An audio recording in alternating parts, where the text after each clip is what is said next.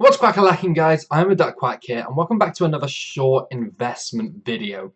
So in this video, we're just going to have a quick look at all the upcoming events that we can invest in, and have a look at where the best value lies within them. So at the top here, we've got two players. We've got King and we've got Lukaku. So Player of the Month's coming up in, well, a couple of weeks still yet. But if you look at it realistically, these are the only two players that have a huge chance. Liverpool and Southampton played today. They were the other two teams I was watching. No one put in a great performance. Both teams, well, Liverpool drew, Southampton lost. So it comes down to just King and Lukaku. Now, I think Lukaku's got 4 goals, 2 assists, and King's sitting on 4 goals, 1 assist. But King's plays for Bournemouth. It's a much bigger achievement to have got to where he's got to. But at the same time, Lukaku is a huge name. They seem to like to give the awards to these big players.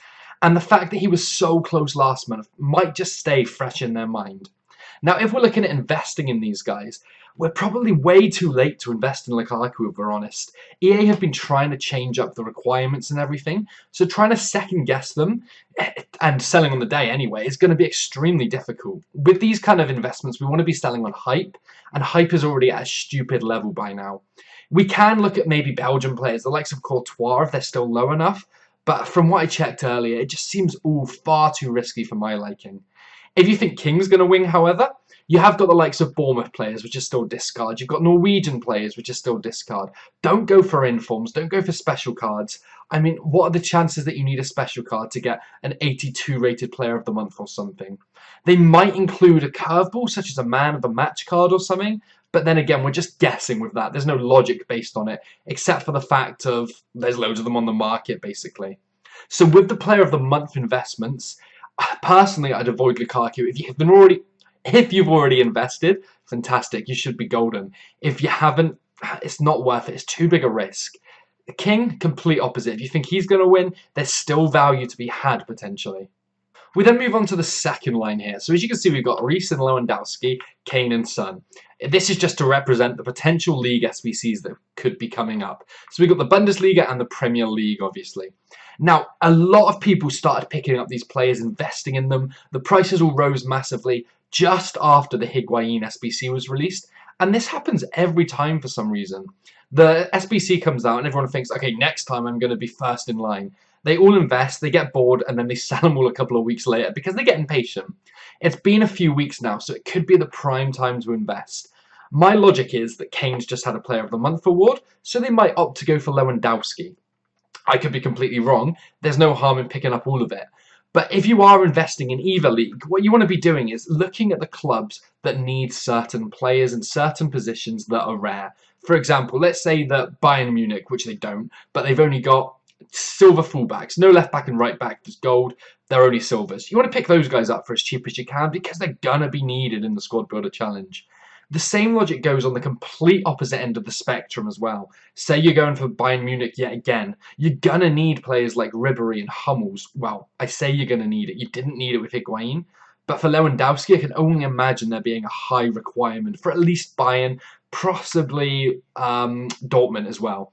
But if you're picking up the likes of Hummels while they're this cheap, or Ribery, or players to that effect, it's going to be a very low-risk investment.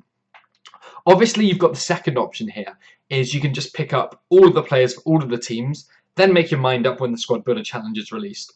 It's more than likely that if you buy them all now, when the Squad Builder Challenge comes out, you'll at least break even on the packs, and then you'll have yourself a 94, or whatever they choose to release, Lewandowski, or a 91, or whatever they choose to release again, Kane.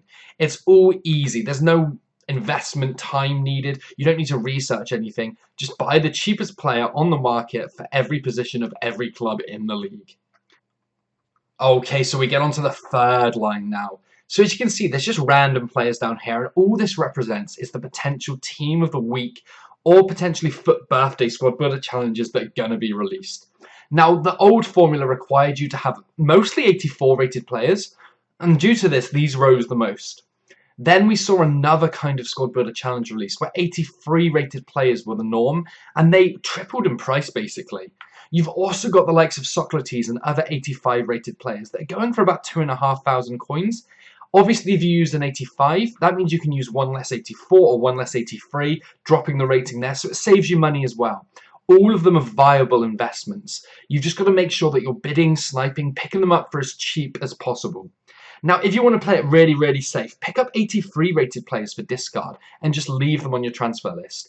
You can literally bid on these guys and win them for 650, 700 coins, so there is zero risk. You couldn't lose money if you tried. Well, you might lose 10 coins or something stupid, but it's barely losing any money. Then you've got the 84 rated players. Now, you can pick them up, or some of them up, for about 1800, 1900 coins. Just be smart with who you choose. Pick players in good positions, good leagues, that kind of stuff. We've then got the big 85 rated players. If you can get these for cheap enough, they're probably going to rise at some point when some kind of squad builder challenge is released.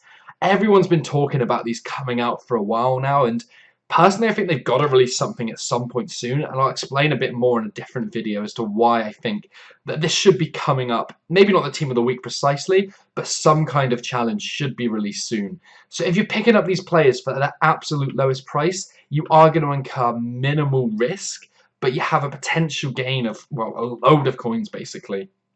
Okay, guys, so the next potential investment we've got, and this is a weekly one, it's so easy. It's the marquee matchups one. Now, these come every week. In the last month, I think it was, we also saw the Champions League ones released on a Monday. And at the end of the week, just like normal, we'd see the normal, what happens every week, kind of marquee matchups. So the teams that are playing over the weekend, usually, they're either a big derby, big game, cup final, cup game, something along the lines of that. Now, there's loads of information around about who could potentially be in the marquee matchups, and I'll continue to release videos on these. But if you want to just have a bit of a quicker investment, so more of a short term, you know it's going to happen, you don't have to risk too much necessarily, then you've always got this as an option. Again, with your marquee matchups, just make sure you're picking up players for discard if you can. That means that if you get the wrong game, then you don't lose anything.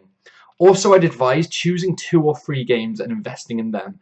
If you go all out in one game and it's not included, then you're not going to make any money. It's the same logic with 2. To be honest, it's the same logic with 3, but you have to draw the line at some point, and I feel like 3 makes it an extremely safe bet. So guys, this is going to be the final potential investment we look at. It's not Walcott himself, he's just the example I'm using.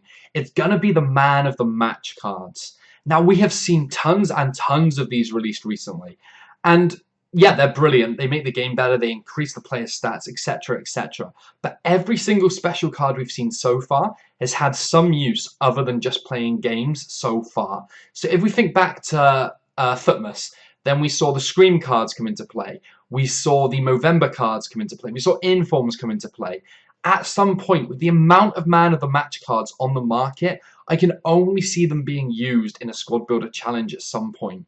Now, I'm not saying go out and pick up Walcott, because no one's going to enter him into a squad builder challenge, obviously. But if you can pick up discard players of a decent rating from a decent league, well, a decent nationality as well, let's go for the whole pool here, then you're not going to lose anything if nothing comes out. But because we're finding an investment that nobody else is looking at, we have everything to gain. Now, I'm not going to go into too much why I believe this is going to be coming out or why I believe that this could be a good investment. As I said before, I am going to make another video where we just talk about the market. It's going to be a follow-up to the last one I did, where we spoke about the Irish SBCs. So we're going to do another one there. I'm going to explain my logic a bit more, explain what I think EA might be planning, what they could be bringing out. Again, I could be completely wrong, but you guys seem to like the last video, so I'm going to keep that going for sure.